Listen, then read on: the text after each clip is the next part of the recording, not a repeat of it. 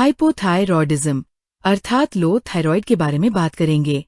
महिलाओं में हाइपोथायरॉयडिज्म अर्थात लो थायराइड होने के कई कारण हो सकते हैं।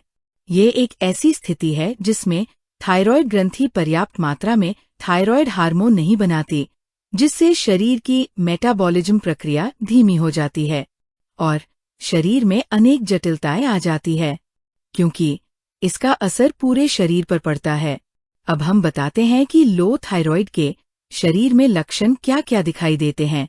तो सुने, वैसे तो ये बीमारी महिलाओं और पुरुषों दोनों में ही हो सकती है और लक्षण भी दोनों में सामान्य ही होते हैं, लेकिन महिलाएं इससे ज्यादा प्रभावित होती है।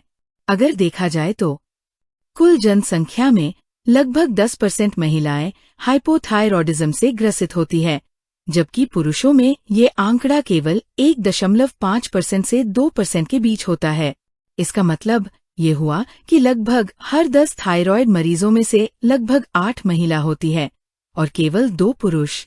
अब हम हाइपोथायरॉयडिज्म अर्थात लो थायराइड के प्रमुख लक्षण बता रहे हैं, तो ध्यान से सुने। सबसे पहले शारीरिक लक्षण अर्थात फिजिकल सिम्टम्स की बात करते हैं, तो वे इस प्रकार है, जैसे थकान और दिन भर सुस्ती महसूस होना, बिना ज्यादा खाए पिए ही वजन बढ़ना, ठंड सहन न होना अर्थात कोल्ड सेंसिटिविटी होना, सूखी त्वचा होना और बालों का झड़ना, चेहरे पर सूजन और आंखों के नीचे पफिनेस, कब्ज अर्थात कॉन्स्टिपेशन बनी रहना, हृदय गति धीमी हो जाना, लो पल्स होना, आवाज भारी हो जाना, लगातार मांसपेशियों में जकड़न या दर्द बना रहना, हाथ पैर में सूजन या झंझनाहट रहना, नाखूनों का टूटना, त्वचा का पीला या फीकापन होना, गले में सूजन या गांठ गॉटर होना। ये सभी हमने शारीरिक लक्षण बताए हैं। अब हम बताते हैं लो थायराइड होने के मानसिक लक्षण। मानसिक लक्षण अर्थात मेंटल एंड इमोशनल सिम्टम्स, जैसे डिप्रेशन या उदासी, भूलने की आदत या ध्यान की कमी, चिड़चिड़ापन या मूड स्विंग्स होना, सोचने की धीमी प्रक्रिया होना। महिलाओं में कुछ विशेष लक्षण इस प्रकार हैं, जैसे पीरियड्स अनियमित होना या ज्यादा ब्लीडिंग, गर्भधारण में कठिनाई अर्थात इनफर्टिलिटी, गर्भपात का खतरा बढ़ जाना, बालों का असमान झड़ना विशेषकर माथे के पास से, मेनोपॉज के लक्षण जल्दी आना। तो इस प्रकार हमने आपको लो थायराइड अर्थात हाइपोथायरॉयडिज्म के लक्षण बताए। अब आप पुष्टि कैसे करेंगे कि किसी महिला या पुरुष को हाइपोथायरॉयड है या नहीं? तो सुने, जब डॉक्टर को ये लक्षण दिखाई देते हैं तो वे टेस्ट कराते हैं। TSH, T3, T4 की ब्लड जांच कराई जाती है। हाई TSH हो और लो T3 एवं T4 हो तो हाइपोथायरॉयडिज्म की पुष्टि होती है, अर्थात लो थायराइड माना जाता है। TSH की फुल फॉर्म है थायराइड स्टिमुलेटिंग हार्मोन। इसे हिंदी में थायराइड उत्तेजक हार्मोन भी कहा जाता है। ये एक हार्मोन है जो मस्तिष्क की पिट्यूटरी ग्रंथि अर्थात पिट्यूटरी ग्लैंड द्वारा निर्मित होता है और इसका मुख्य कार्य थायराइड ग्रंथि को थायराइड हार्मोन T3 और T4 बनाने के लिए उत्तेजित करना होता है, जो शरीर के चयापचय अर्थात मेटाबॉलिज्म को नियंत्रित करते हैं। T3 ट्राइआयोडोथायरोनिन, यह हार्मोन थायराइड ग्रंथि द्वारा कम मात्रा में बनाया जाता है, लेकिन ये शरीर में अधिक सक्रिय रूप है। और T4 को थायरॉक्सिन कहते हैं। यह हार्मोन थायराइड ग्रंथि द्वारा अधिक मात्रा में बनाया जाता है और ये शरीर में T3 में परिवर्तित हो जाता है। अब हम इस बीमारी के मुख्य कारण बता रहे हैं। Number 1, Hashimoto's thyroiditis, Hashimoto thyroiditis. ये एक ऑटोइम्यून डिजीज है जिसमें शरीर की रोग प्रतिरोधक प्रणाली अर्थात इम्यून सिस्टम खुद थायराइड ग्रंथि पर हमला करती है। ये महिलाओं में हाइपोथायरॉयडिज्म का सबसे कॉमन कारण है। पुरुषों में ये महिलाओं की तुलना में कम होता है, लेकिन जब होता है तो लंबे समय तक प्रभाव डाल सकता है। नंबर 2, हार्मोनल बदलाव। गर्भावस्था अर्थात प्रेगनेंसी और मेनोपॉज के दौरान हार्मोनल असंतुलन की वजह से थायराइड प्रभावित हो सकता है। नंबर 3, थायराइड ग्रंथि की सर्जरी या विकिरण रेडिएशन थेरेपी। थायराइड कैंसर की वजह से की गई सर्जरी या गर्दन पर विकिरण थेरेपी से थायराइड हार्मोन का स्तर कम हो सकता है। नंबर 4, आयोडीन की कमी या अधिकता से।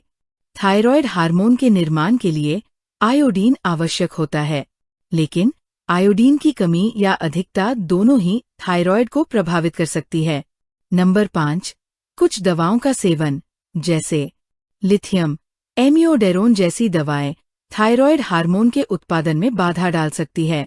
लिथियम एक मनोदशा स्थिर करने वाली दवा है, जिसका उपयोग कुछ मानसिक स्वास्थ्य समस्याओं के इलाज के लिए किया जाता है। नंबर 6, परिवार में थायराइड का इतिहास, जेनेटिक्स। यदि परिवार में किसी को हाइपोथायरॉयडिज्म है, तो महिला या पुरुषों में इसकी संभावना अधिक हो जाती है। नंबर 7, अत्यधिक तनाव और जीवन शैली। लंबे समय तक मानसिक तनाव, नींद की कमी और असंतुलित जीवन शैली थायराइड ग्रंथि को प्रभावित कर सकती है। 8, स्वप्रतिरक्षित रोग अर्थात ऑटोइम्यून डिसऑर्डर्स, जैसे टाइप 1 डायबिटीज, ल्यूपस या रूमेटॉइड अर्थराइटिस होने पर हाइपोथायरॉयडिज्म का खतरा बढ़ जाता है। नंबर 9, उम्र का बढ़ना। 35 वर्ष के बाद महिलाओं में थायराइड की समस्या की संभावना बढ़ती है और 40 से 45 वर्ष की उम्र के बाद पुरुषों में थायराइड ग्रंथि की क्रियाशीलता कम हो सकती है। नंबर 10, लो थायराइड अर्थात हाइपोथायरॉयडिज्म होने में कई पोषक तत्वों की कमी महत्वपूर्ण भूमिका निभाती है। थायराइड ग्रंथि को सही से काम करने के लिए कुछ खास विटामिन्स और मिनरल्स की जरूरत होती है।